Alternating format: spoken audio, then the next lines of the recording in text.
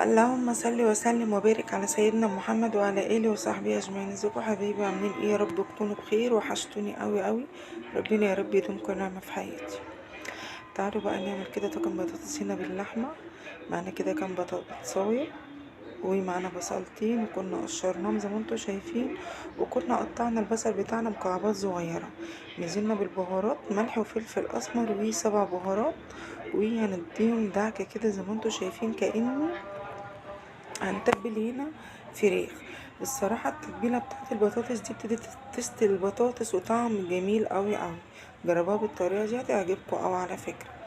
هنا بقى كنت دعكت البطاطس بكله، وكان ابني دخل عليا قال لي يا ماما انا اجيب الطاجن ده للرز المعمر. الصراحة هو اللي كان جايبه، فروحت نقله البطاطس في الصينية وحطيت رطل وربع هنا من الحليب يغلو.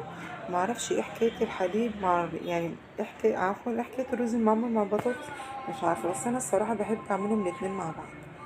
وكان عندي بقى لحمة فايضة من امبارح يعني، فقلت ايه نمشي اليوم، هو كده يوم بيعدي من الاكل.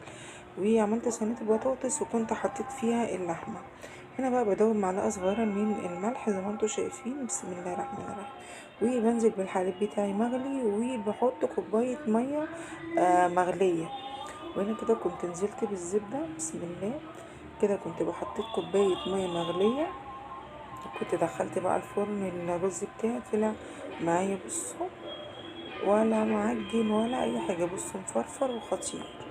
لو عجبكم الفيديو متنسوش تحطوا لايك وشير يا حبايبي.